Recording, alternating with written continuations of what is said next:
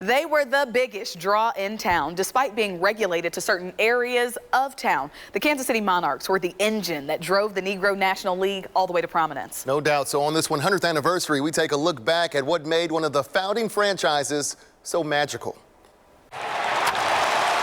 More athletic than the Kansas City Athletics, arguably more regal than the Royals. They're still the greatest baseball franchise our great city has ever seen. That's no disrespect to my beloved Royals, but they had one losing season in their almost 40-year existence in the Negro Leagues. And there are those, Kevin, that say that the Monarchs were the New York Yankees of the Negro Leagues.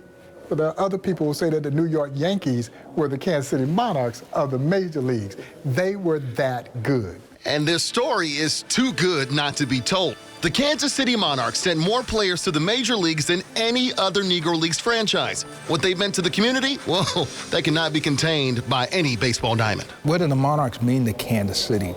I tell you, the Monarchs were a civic pride, not only for baseball, but the Monarchs were professional black pride. Black pride on display for the entire world to see.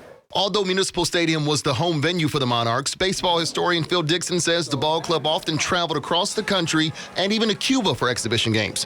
Barnstorming, as it's called. They're going to play maybe a Sunday doubleheader, and then Monday they're going to hit Wichita if they're going that direction. Then Tuesday they're playing Oklahoma City.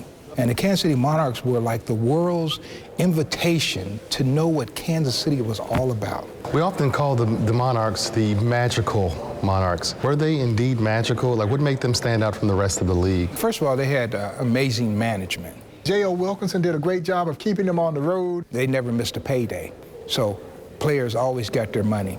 I know I would talk to some guys who played in the Negro Leagues, and I said, "Who'd you play for?" They said, "I played for so-and-so."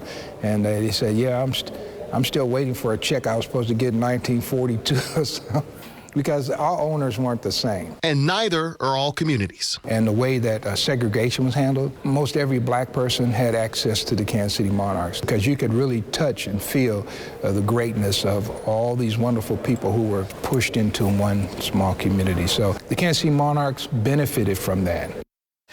Magical indeed. Their greatness on the diamond can only be matched by their greatness in the community.